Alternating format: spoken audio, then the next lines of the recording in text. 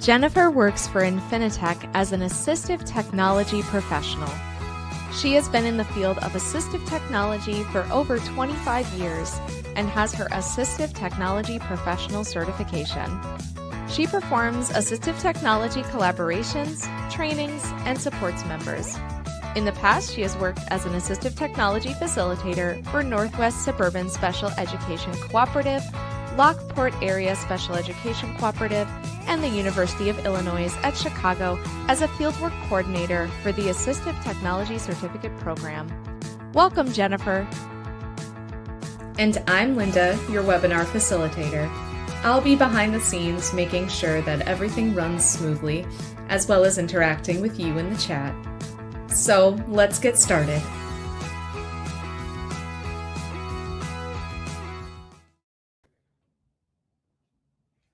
Well, hi everyone. Welcome to the webinar. Thank you for that introduction, Linda. I appreciate that. And I assume everyone can see my screen. Feel free to let me know if you don't. So we are going to be talking about one size does not fit all. We're going to talk about some readily available resources to support UDL. Now, we also appreciate you hosting me, but this is also a grant that we have from the Illinois State Board of Education. Our goal is to go across the state and provide free training on assistive technology and UDL. We have a number of variety training options of face-to-face and webinars and some coaching. So if you want to check us out, please go to atforil.org. And we are also in Infinitech. We also have a membership side where we provide professional learning as well. So we already heard a little bit of an introduction about me, my professional side. This is my family. I have two daughters who are freshmen at Marquette. And so that is where this picture is from Family Day. So I'm going to skip my bio and just jump into the good stuff. So I would love to hear a little bit more about you. So if you want to throw, I see some people have already said hello, so that's wonderful. If you want to go ahead and throw your name in the chat, that'd be great. I'm going to hop on over so I can see some comments of everybody. So just tell me a little bit about what you do in your profession. That would be great.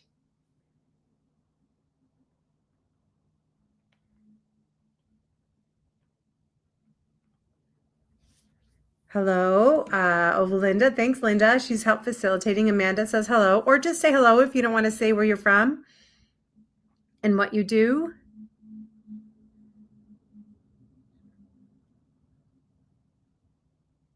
Gloria, Spanish teacher. Hola. We have another ELA teacher, an alternative school in CPS, Title I, and IDEA services. This is great. Third grade teacher from Decatur. A long-term sub. I love it. High school reading instructional coach, Lucy, IT support. Excellent. Great to have all these different paths of individuals here. Oh, this is so good. Thank you. Chemistry, physics. Wow, this is so fun that we have so many different people. Former Spanish high school teacher, currently taking a break to be a homemaker. Good for you. I love that you're still here. High school English. Well, this is great. And the great thing about UDL is that it really applies to every grade level.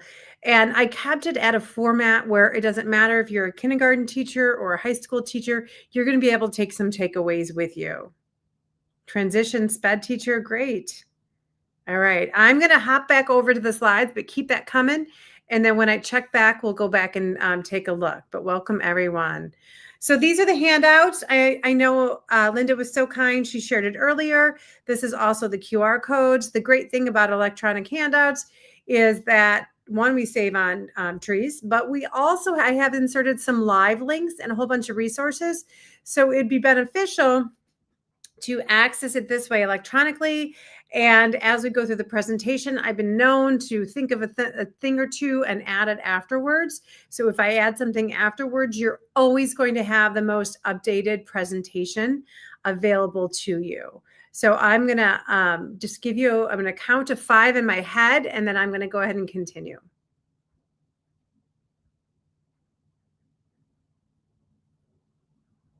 Of course, you can also grab it in the chat. And the other thing is that we're supposed to be getting storms. So I'm going to hide my camera, not because I don't want you to see me. I just want to save bandwidth with those storms rolling through. And I want to make sure my internet is perfect. But when we have a little chat moment, I will unhide myself. So today's outcomes, you're going to learn about the 3-component and UDL and how it applies to all learners.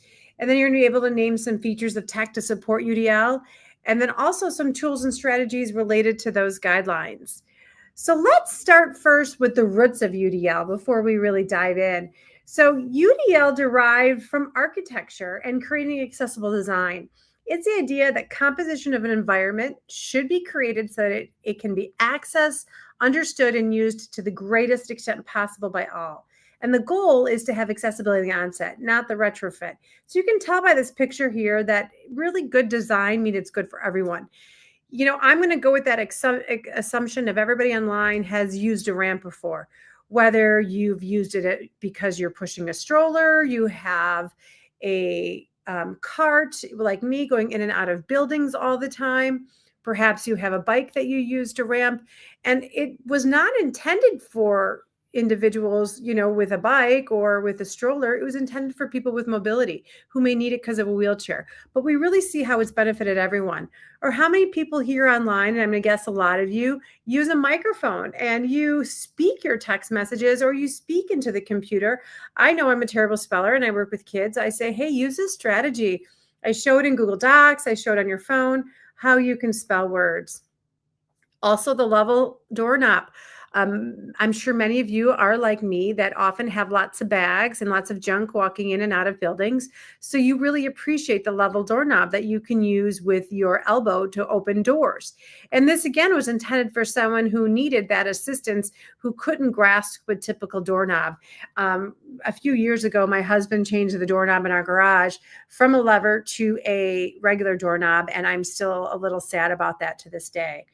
And then, of course, closed captions. We see it all the time in gyms and restaurants and nail salons, their own bars. They're always on. And again, it's intended for one audience, but everyone benefits from it. So what is universal design for learning? So we learned about universal design, but this is a framework that helps us design environments that accommodate the variability of all learners. So it's based on brain science, and the understanding is that there's no one size that fits all approach to learning. There's our title. And there's 3 main components. So there's the why of learning, which is the multiple means of engagement. And that really focuses on the motivation and the interest and how we get our learners engaged. Also, there's the multiple means of representation, and that is the what of learning. So that relates to how we present the information to our students. And we all know that not everyone learns best through text or one means. So through UDL, we offer multiple formats. And finally, multiple means of action and expression. That's the how of learning. And this principle allows learners to really show what they know in multiple ways. So it's really great to consider all of these components when you're looking at these at UDL. So it helps us design with intentional flexibility and removing those barriers so all learners can learn from the start and we're not retrofitting. Kind of like the environment with the ramp there. So let's take a look at this photo. So why do we employ UDL? As I mentioned, it's a research-based intervention that is a universally designed curriculum, again, from the beginning. And much like those examples I gave from everyday accessibility, the goal is for the educational curriculum to be designed from the start, much like architecture, available for all. So this picture here is a number of students, and they all have different needs. They have different abilities, different educational backgrounds, different attention spans, and other things that we just may not be aware of. So by having a UDL framework in place, we really can account for the students' needs from the beginning. As I stated before, and I mentioned, UDL is rooted in the neuroscience, and it's based on how different parts of the brain work together in the learning. And there are 3 primary networks of the brain. Hint, hint, also 3 primary areas of UDL. And those areas correspond to the 3 principles. So let's, break it down. So the affective network is the why, that's the engagement. And that helps us, in learning and our emotional control, our motivation, our interests. Then we have the recognition, which is the what. So that's the representation of how we gather information and learn about content in different ways. And the final is that strategic network, and that is the how of learning. And this area is in charge of planning and organizing our ideas and performing tasks. It helps learners express what they know and take action. So by understanding how the brain works, we can create a more inclusive learning environment where every student has the pathway to success. And I love that UDL is based on brain science.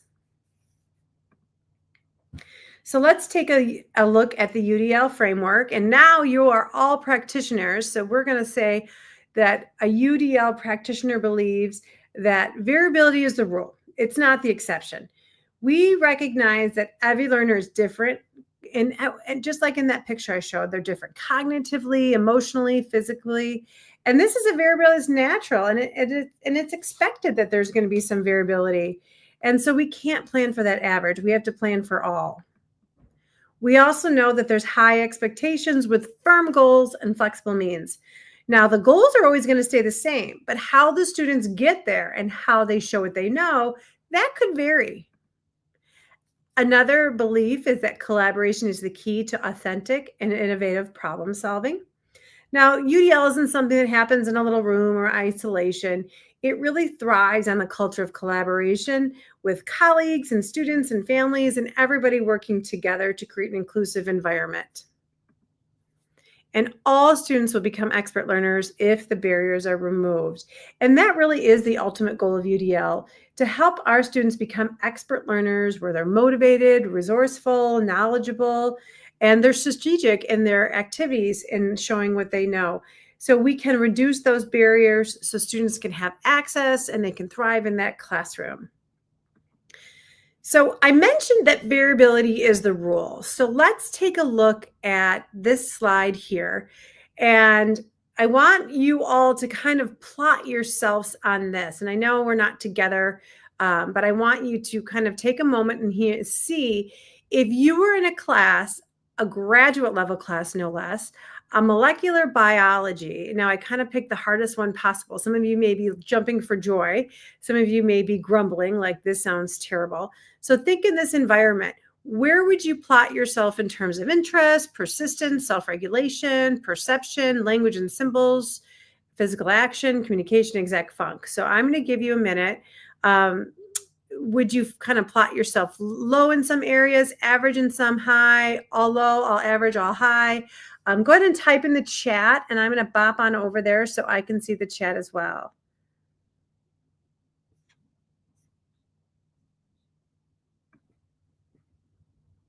So how would you plot yourself? So I'll leave the slide open, and then when I go over to the chat, Linda, when I hop over the chat, can you see me hopping over the chat, or do you still see my slides? I see you hopping over to the chat. Okay. And I'm going to show my face. Average to low. Okay, thanks, Shane. So you're average to low. Anyone else want to share where they plot themselves on this one?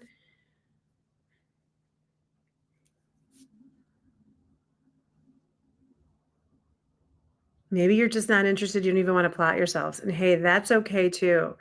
But you also think about your variability. Maybe you'd be a little bit higher up if it was earlier in the day. Ditto. Taylor's saying ditto. And that's okay. Average. Lots of average here, right? But there's still some variability. How about this? Now, of course, I wanted something really highly motivated. So I didn't know what to pick. So I picked your favorite class. So let's talk about your favorite class in terms of all of these categories, low, average, or high. How's your variability? I mean, you're still that same student walking in the classroom and this, as before, but now that context has changed. How do you see yourself? So let me bop over and see what people are saying. Oh, you're still average in your favorite. Okay. Interesting. I thought some people, oh, hi, my favorite class is art, and I was high. Oh, thanks, Linda. I can tell by all your beautiful graphics that that was probably high. So Joy would say in her high class, all of a sudden you're kind of shifting up, right? Average to high, right? Now, I love it. I love all this variability coming in terms of the context and amongst you, but average to high. Thank you. Thank you. Oh, average to high. They're still coming in. High. So yes, we can see how this has changed. Now, I also want to change the question. You don't have to type in the answer. What happens if you didn't have any sleep the night before, you got in a huge fight with your parents or your best friend, and you didn't have breakfast and you're hungry? Things are also going to change. So even though a lot of you said this was an awesome thing that you're really highly interested, there's also variability within yourself on other factors that we don't always see, and we don't even know what's going on inside of a student. So something else to think about in terms of variability, there is so much variability. So also think of the gym, right? You know, we go to the gym to get fit. And there are so many different ways that you can get fit at the gym. You know, if you think about it, I look at this picture alone, I see a bike, I see weights, I see an exercise ball, I see a treadmill. And there's no wrong or right answer to say how you get fit, right? There are multiple ways that we could work out. But the ultimate goal is to increase your fitness and health, right? And we can do that so many different ways. Now, there's so many different ways inside of a gym, but hey, who says we have to exercise inside of a gym? We can go outside. We can go some walk in a mall with a friend, right? That environment can change. So think about that. That's a really good example of how we have a firm goal, but multiple ways to get there. So that's always an analogy I like to share. Another thing I want to share is that, you know, UDL also has staying power. And there's a number of reasons that I say that. And UDL has been written into a number of law and policies. I'm not going to go deep into it, but I wanted to share the slide with you and hyperlink that text. So if you did want to dive deeper into your own, you can look in the law and different policies that UDL has been mentioned and taken a part of. And this is only something that's been met. I only kind of did it from 2018. UDL has actually been around since the late 90s. So it definitely has some staying power. And sometimes people may roll their eyes when they think about UDL and they say, ugh, it's just another initiative. Well, hold on. I just want to make sure my video is good. Or streaming is good, I should say. Now, it's not just another initiative, and that's a big misconception. And the reality is UDL is not just one more thing. It's the foundation that kind of helps everything work together. So I put 3 really popular initiatives that many schools have going on. The first one is MTSS, a multi-tiered system of supports. Now, UDL can really strengthen a tier 1 instruction by designing that variability from the start. And when we build multi-means of engagement, representation, and expression, we can reduce the number of students who need more intensive interventions because of that core instruction is more accessible to all learners. Also, if we look at culturally responsive, UDL and culturally responsive teaching truly go hand in hand. Both of those emphasize the student voice, their identity, the relevance, and equity. It encourages us to know our learners deeply and provide options that respect and reflect their cultural backgrounds and lived experiences. And that's really important. I even think about just that little bit of people who typed in the chat. So many of you, it was so interesting that there was a large number of Spanish teachers. So if you're working with individuals who are from another country, perhaps Spanish speaking, then you want to make sure that you're taking their cultural into perspective. And then finally, PBIS supports, and that's positive behavior supports for those that don't know. That's really helpful because UDL supports those goals by creating those predictable, supportive environments that can help reduce those barriers in behaviors. So UDL, you're going to design that environment that fosters engagement. Self-regulation is huge, which naturally supports positive behavior. So instead of it being a quote unquote separate program or another initiative, we really want to look at it as it helps from reacting to the learner needs and then planning proactively and how it fits into everything else. So this just takes me to one of the quotes I love that really helps relate to UDL, and it captures it beautifully. If a flower doesn't grow, we do not blame the flower. So what we do is when that flower doesn't grow, we look at the environment. We think, is there enough sunlight? Is there enough water? Is there enough nutrition? Was the soil right for that kind of plant? I have hydrangeas, and the one summer my hydrangeas didn't bloom. I didn't blame the flower. It was the soil that was off. So thinking about this quote also applies to our students. If a student isn't thriving, or if a student is struggling to engage and not meeting expectation, UDL kind of can invite us to shift our focus, not on the student, but the design of the learning environment. And that's really how you can help look at UDL from a lens, is looking at that design of the learning environment of our students and changing that shift. And we're going to do some practice activities to kind of help practice changing that shift. So many people here probably have seen the guidelines and the checkpoints. I'm going to briefly show it, and we're going to go deeper into it as well. This slide here hyperlinks all the guidelines and the checkpoints. It dives deeper by CAS. So again, that's why it's so important that these handouts are hyperlinked. So I'm going to hop over. If you go to that hyperlink, you have the ability to download this beautiful graphic here. And I'm not going to lie, the first time I saw this graphic, many moons ago, and UDL has had many versions, they're now on 3.0. I thought, oh my goodness, this is overwhelming. This is too much. There's no way anyone could do this because it's just too much. But the more that I really thought about UDL, and I thought about the environment and thought about these guidelines, this is not like a to-do list. This isn't something you've got to check off. This is just a way to help give suggestions to help change your environment to promote UDL. And many of these, when you have more time, I know we only have an hour today, but when you have more time, go through these and you're going to know, oh yeah, I do that. Oh yeah, I do that. Oh, maybe I can do that a little bit more. I notice that a lot of kids in my classroom that I work with struggle with that. So kind of looking at it through a document to give suggestions, not a checklist. And we can look at this, the three ways they've kind of divided it into three categories of multiple means of engagement, multiple means of representation, and multiple means of action and expression. And I'm going to dive deeper into all three of these, well, as deep as you can go in now that we have less than a half hour, but just to kind of get your juices flowing and kind of be thinking about how you can change your thinking through that UDL lens. And, think about the kiddos that you work with and the classrooms you work with. So I showed that slide. I said, if some of you felt overwhelmed, that's okay, because that's kind of how I felt.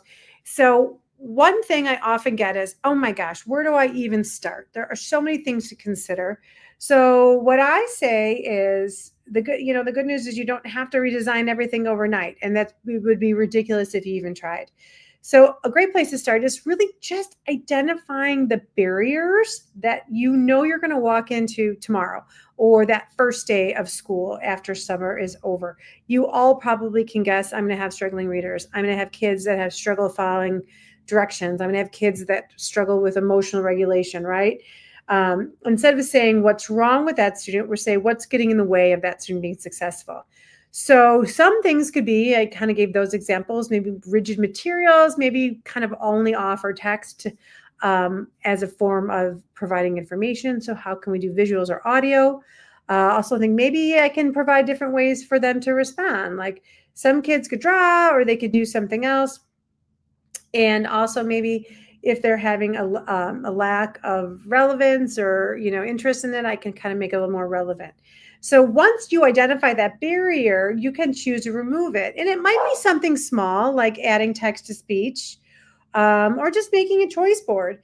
But one little change can really make a big difference. And another thing to remember, UDL is not about perfection. It's really about progress. So start small.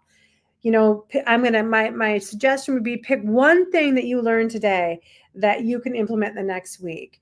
In one lesson, and think about how you can move forward with that. And I'm going to say and end with that little dog picture on the lower right. Think of that proverbial, what's the lowest hanging fruit? So what can I grab that I know can do right away to make change? So with that being said, let's dive in a little deeper to the three areas. So the first UDL principle is engagement. And as you remember, that is the why of learning. And this is about how we spark their curiosity. How do we motivate our kiddos? And how do we support their emotional investment? So there's three main areas of multiple means of engagement, and I've also provided some tools and strategies that go along with it. And I'm first going to tell you about the engagement, and then we're going to hop over the tools and strategies. So the first subcategory of engagement is designing options for welcoming interests and identities. So this is where we help students feel seen and heard and valued in the learning environment. So when students feel that their cultural or their identity is reflecting the classroom, they're more likely to connect and engage. So think of perhaps offering choices on topics, student voice, experiences, and creating culturally responsive materials in the discussions. We want the students to be like, hey, this learning is for me. Also, you want to design for options for sustaining effort and persistence. So once we get those students engaged, once we get them going, we want them to stick with it, even when it gets hard. And that can be difficult sometimes. So this area focuses on helping learners develop that motivation to keep going, to the stamina to seek it through.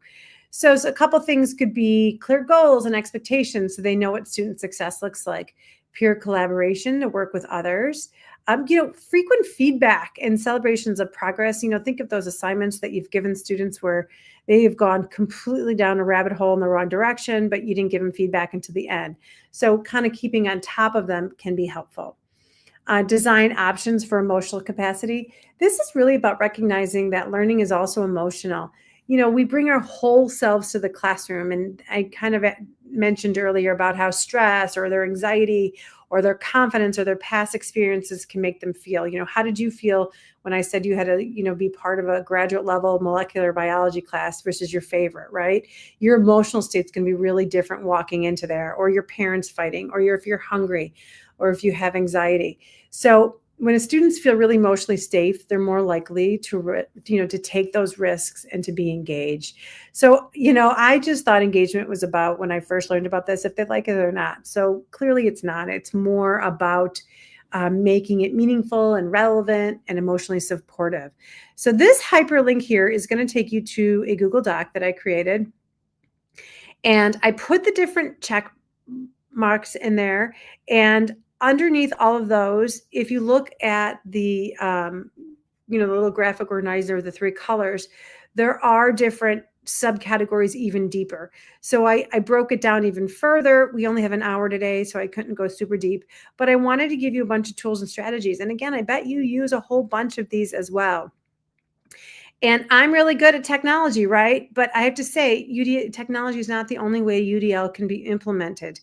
And you'll notice in all of my suggestions that there are strategies as well as technology. And especially with engagement, I really feel like this is the area that there's the least amount of tech that's available, but certainly there is something there. And I give you more than you ever needed to know. But you may have noticed I put ChatGPT at the top. I think ChatGPT or any AI can be really helpful in being a productivity tool for multiple reasons. We're going to focus with the UDL lens today. So I'm going to show you an example of using ChatGPT to help with multiple means of engagement. And I'm going to use the example that I'm about to demonstrate. So I'm going to hop back to that. But I wanted to give you the lay of the land of the resources I gave you, because I knew I was going to have a diverse crowd. I know I'm not going to have the same grade, the same kind of kiddos. So I gave lots of different examples in my brief hour. So let's take a look now. I want us to look at a common situation in terms of engagement, and I want to look at how we can reframe this activity. So I want to look at these scenarios and think about how we can look at this through a UDL lens and look at the environment, not the student. So we'll do the first one together, and then when we do representation and action expression, I'm going to have you all take a bigger role. So let's do this one together. So the first thing we want to reframe is, and it's kind of same complaints whether you're in kindergarten or high school, our students just do not care about algebra. And I got to be honest, I always wondered sometimes what I was learning about and why, and I just didn't care. Or if you're a kindergartner, you do not care about their circle time, right? So one thing I can do is I could reframe that, and I could say the learning activities don't highlight the connections between the content and the student interests and values.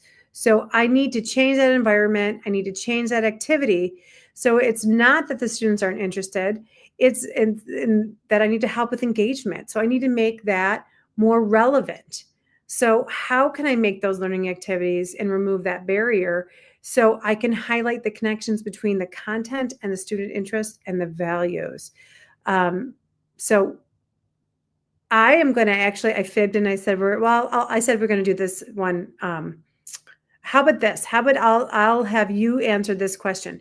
What areas, by looking on this right side, I kind of gave you the answer in terms of how we're going to change it, but what here, and please type it in the chat, area of UDL can address this barrier of highlighting connections between the content and the student's interests and values. So type it in the chat, and I'm going to count to, like 10 in my head, and let me know which area of UDL.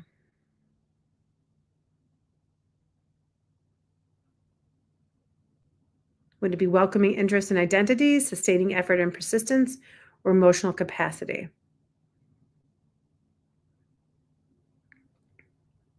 Yeah, I'm going to count to 10, and I'm going to hop over to the chat.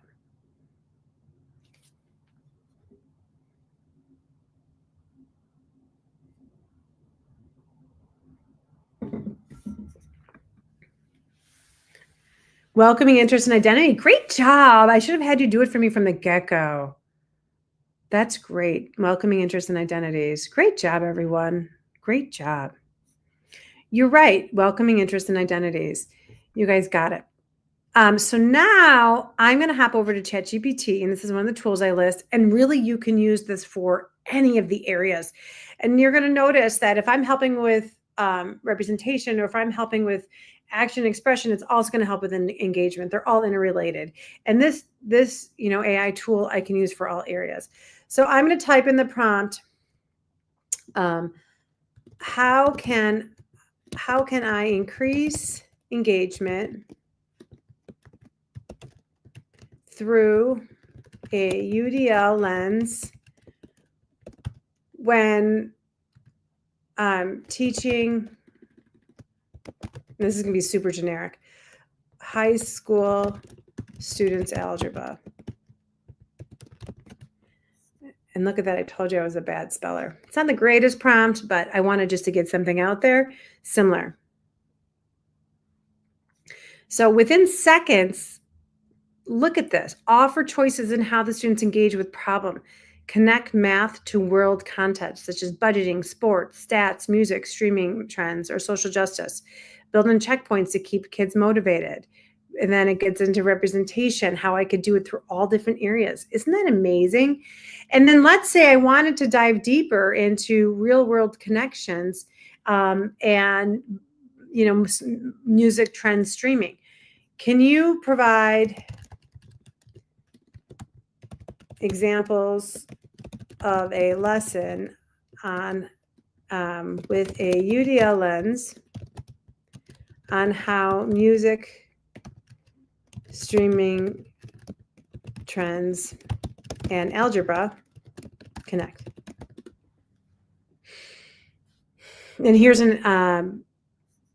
lesson. Again, not a greatest prompt, but I still got some great stuff.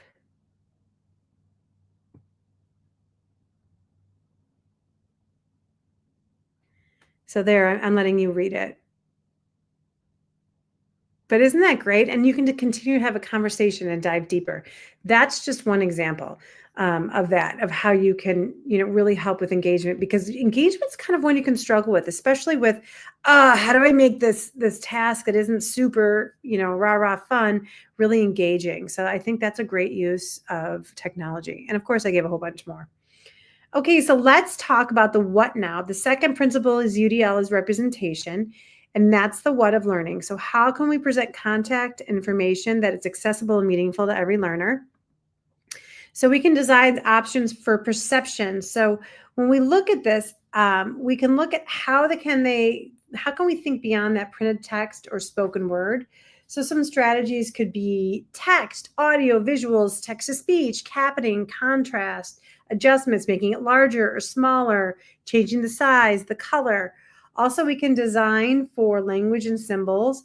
So, we want to make sure our kids understand the language and symbols that we're using. So we use pre-teaching vocabulary and symbols. We may also provide supports for definitions, use lots of visuals, icon, graphs, charts, translations if you work with ESL students or multilingual learners. So we don't want the language of the learning to become a barrier in itself.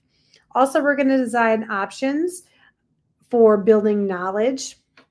So when we're designing options for building knowledge, we want students to make meaning from that context and connect what they already know. So we want to activate that background knowledge. That's a really big part of understanding. Use models or metaphors or analogy or cross-disciplinary connections. So overall, we're designing to keep comprehension in mind and making sure that the students receive the information, but truly understand how they can apply that. So if I click on this link here, as you can guess, it goes to the representation, and it's the same thing.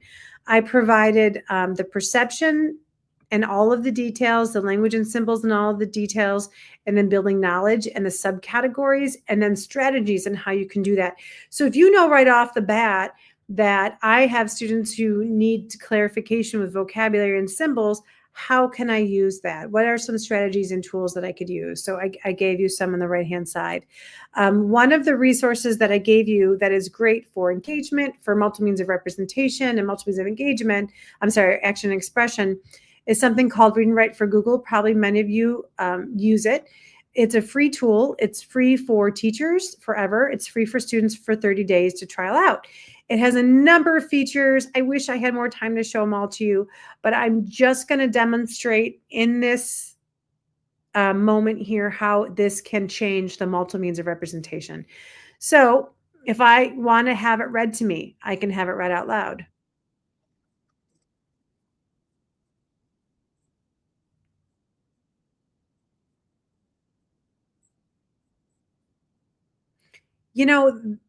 Students who are struggling readers may benefit from it. For individuals who have the auditory preferences of text can do it. Sometimes you're just tired.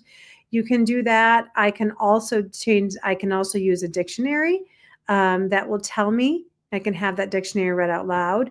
It will also give me a picture of it if it's a picture producing word, if that's helpful. I can also have some masking. Now I have pink and white here, but I can change it to any color I want. That can also change the display of information. Also, if I have multiple language learners, I can translate that text. I can also use this text to highlight key terms. So if I wanted to, I can create a vocabulary list to pre-teach my vocabulary. Now I'm just going to kind of pick some random words and know I can extract those highlights. And then when I extract those highlights, I don't want to do that. I want to make a vocab one. So the click of a button, I can make a vocabulary list, and it's thinking. So just give it a moment to think.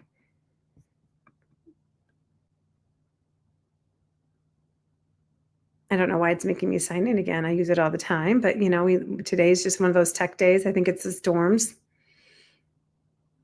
So what it's going to do, it's going to create a whole new Google sheet. And on that Google sheet, it's going to have the vocab words along with their definitions and a place to take notes and an image.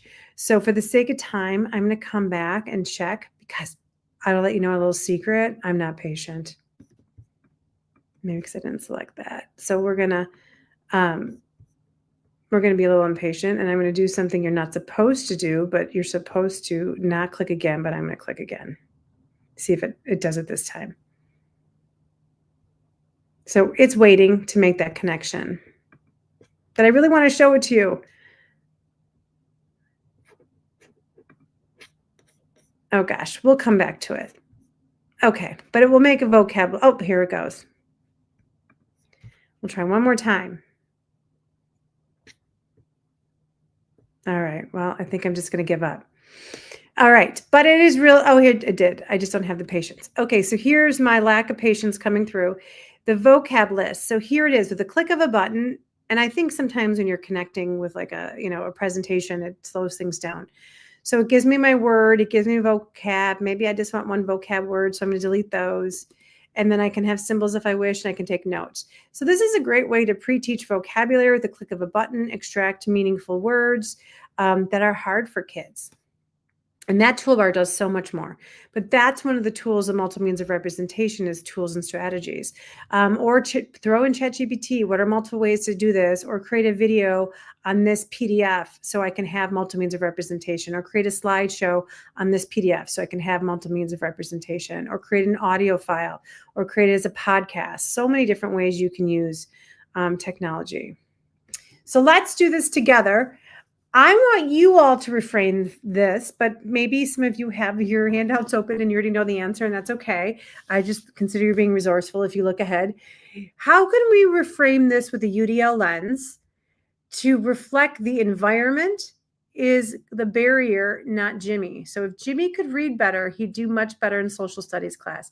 Based on what we know about UDL, that the barrier is in the environment, how can we reframe this so that is no longer a barrier?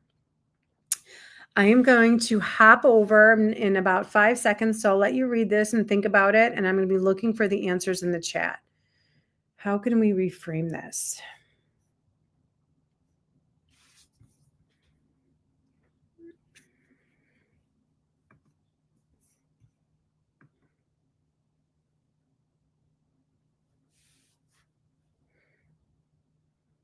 Any thoughts on how we can reframe this?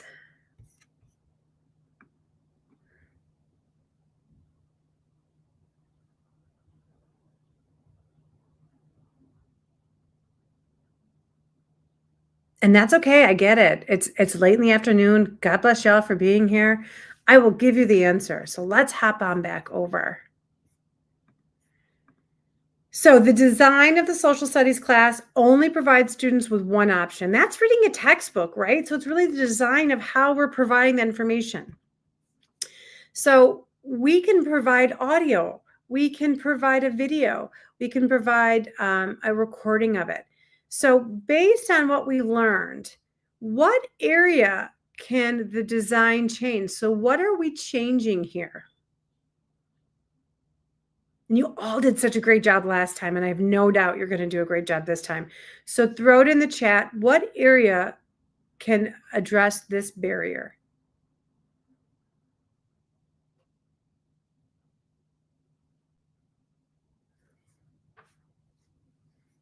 I'm going to hop over.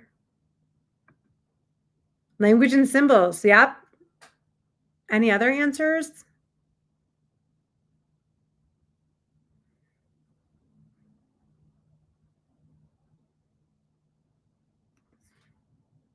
All right. Thanks, Anne and Shane. Thank you.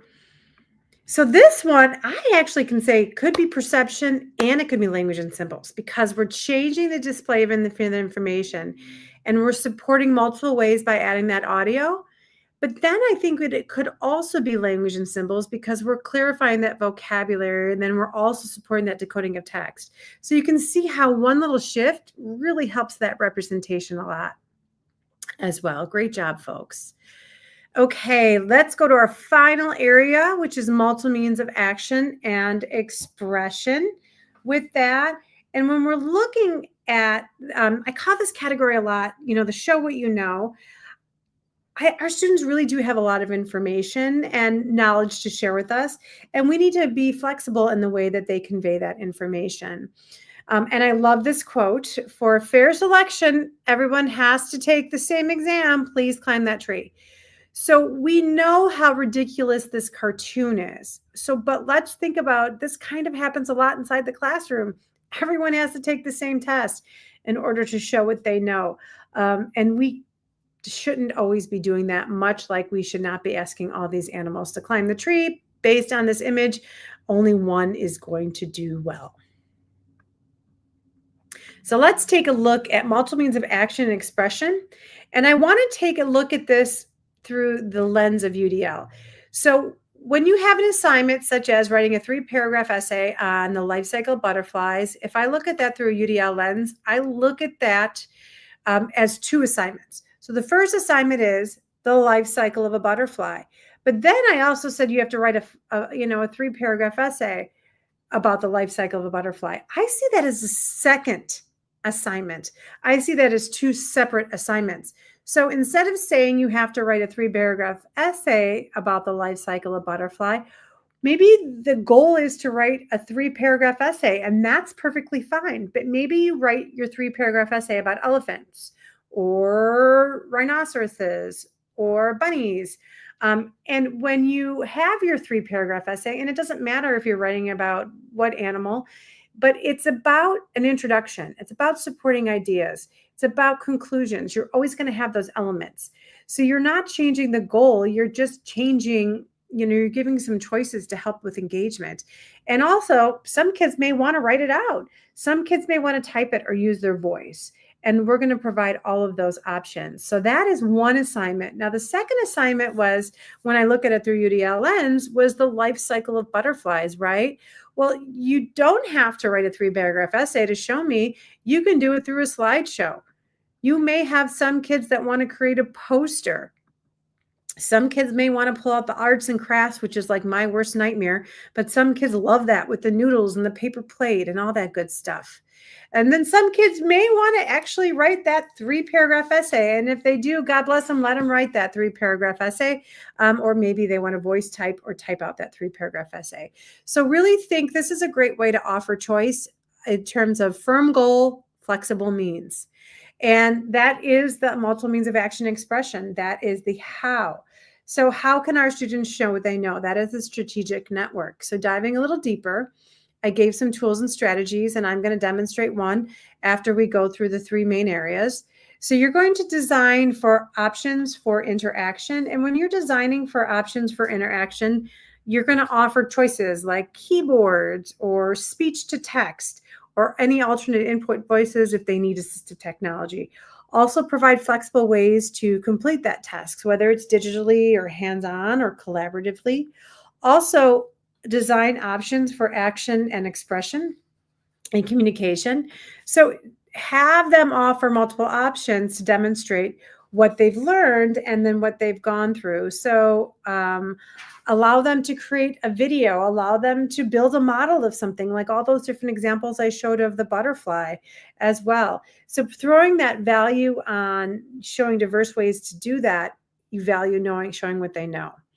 And then divide options for strategy and development. This is that executive function school. So many of our kids struggle with executive function. So how can we scaffold this activity? What built-in supports can we do? What graphic organizers? What rubrics can we provide? Timelines, models, examples of what they need to do, providing that feedback and how they're going. And you can see how this providing this ultimate means of action and expression also can feed into engagement, because they're actually becoming successful, and you're checking in on them, and they're providing their knowledge in ways that they prefer.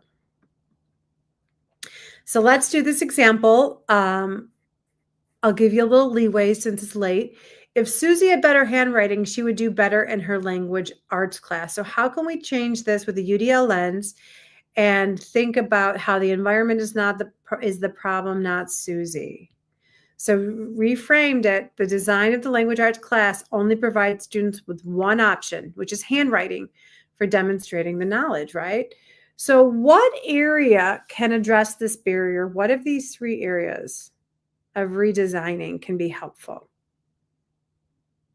I'm going to leave this here for about another 5 to 10 seconds. I'm going to hop over and see all your wonderful answers.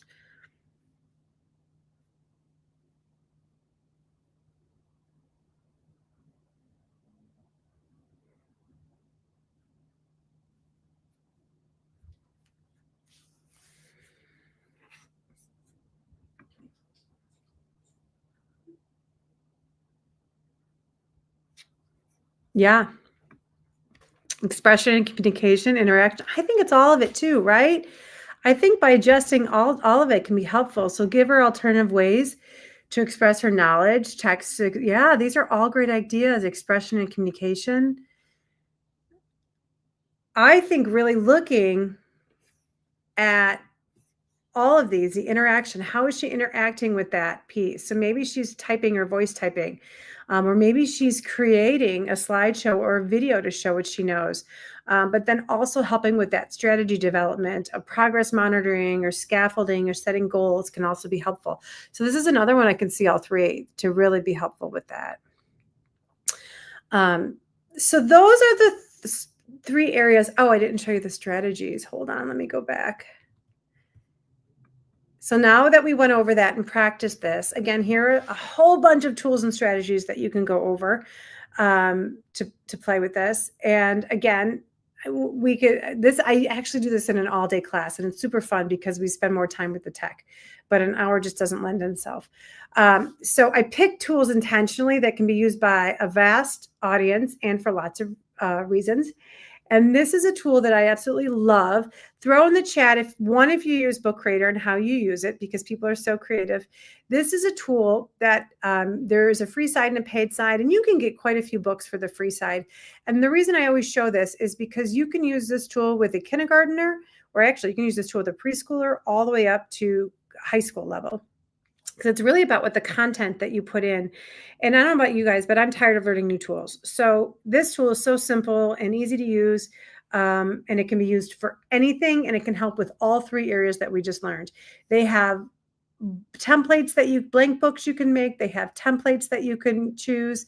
So if I make a new book, you simply click the plus in the upper right corner. You can add an image. I'm just going to make 2 cover pages for the sake of time. You can also take a picture of yourself. So I'm going to take a quick picture of myself, take this picture, and I'm going to use this picture.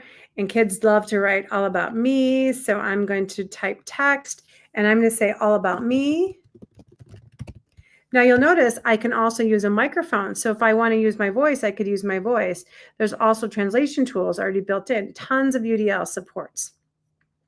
So then I can go to the next page, and then I can go into type, and I can do the same thing. But maybe if I want to add a video, I can add a video. Maybe I want to embed files. I could do that. I can also record myself. My favorite food is pizza. And then I can add an image, and I can search for images. Probably going to make you all hungry right about now. So I'm going to add my image of pizza, but I still want my recording. So I'm kind of shuffling these things around, and maybe I will still want to add the text. This time I'm just going to record my voice here too. I love pizza, exclamation point. And it literally said it. Okay, so let's pretend I made this wonderful book all about me for the sake of time. I'm going to go back up to the top. I'm going to play. All about me. I love pizza. So you can see how this really supports a lot of learners. I could share this book. I can print it up and make a hard copy of it. You know, this could be a teacher-led activity or a student-led activity where they create a book about social studies or any class, or you know, you can write a social story. I just love this tool. It can be used for so many different things. So that is one of the strategies that I gave for multi-means and engagement. So again, kind of play around with those tools and strategies. Look at that, much like you look at the checkpoints, see what you can use to help reduce those barriers. Okay, so we did this. Okay, here's one of my soapboxes. So this derives from competencies to support the use of assistive technology. So I relate this to all technology and strategies, not just for assistive technology, but I want to tell you where it came from. So my soapbox is this. We all hear that phrase, kids are so good at technology. Kids are so good at technology. And we kind of see it hand in hand where I don't need to teach them anything. Well, yes, you do. Kids are good at Snapchat. Kids are good at watching videos on YouTube. Kids are good at playing games. They're not good at the technology and strategies to make themselves more strategic learners, more learners that are more independent and effective. So we have to teach them that. And these competencies, to think about it, can help you. Do I know how to turn on that strategy of text to speech? And most kids can do that pretty quickly. How about that functional competence? So I can turn it on, but can I highlight the paragraph that I want read for using text to speech? How about that strategic competence? This paragraph seems really hard. I think I need to use this technology to make myself a better reader. I'm really tired today, so I'm going to use this text to speech to help me read. So it's really about that strategy. And that social competence piece where, you know, some days it is helpful for me to use text to speech. It's not cheating. I am still learning the same information. It's just a strategy that I have in my toolbox. So I think we need to teach these kids the strategies and the technologies to help them become expert learners and to use them and to know when to use them, because we can't follow them around forever. And I love this quote. Ultimately, the goal of UDL is learner agency, and that is purposeful and reflective, resourceful and authentic, strategic and action-oriented. So that's our goal. We want the students to be able to be reflective on their own, resourceful on their own, authentic and action-oriented. So we are going to teach them these strategies and how to use these strategies to become better learners. All right, I've said lots of words and we're going to wrap this up. The rest are just resources I'm going to fly through quickly. Does anyone have any thoughts, any reflection, or any next steps they think that they want to take? That's a question I ask in a few slides coming up. I know we got a couple minute late start, so we're just a couple minutes over. Any thoughts in terms of next step or reflection after we've talked a whole bunch about UDL and I've thrown, just a couple strategies at you, but a whole lot more for you to check out?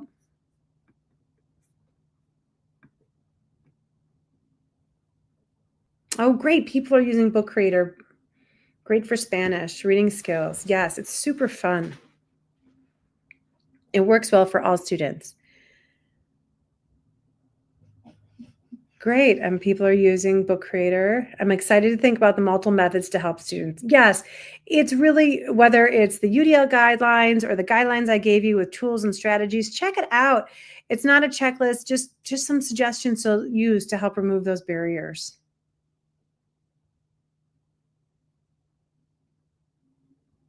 All right, I'm going to check back in the chat. Keep throwing your ideas in there. So many more resources. I like to give options. Some of you are just here for the information I gave. Some of you want more. So these resources are additional resources if you want to dive deeper, with UDL, right? We all have variability in our learning. If you want to talk about implementation, I gave you some implementation resources that you can check out. And then if you just want to dive deeper into getting some more strategies, I gave some the UDL project and some great resources by that's some practical tools to help you present UDL in your classroom. And here's my next step in questions, comments, thoughts. I really appreciate your time this afternoon. We went through a lot in a little bit of time. If you're interested in more, check out our AT for IL website.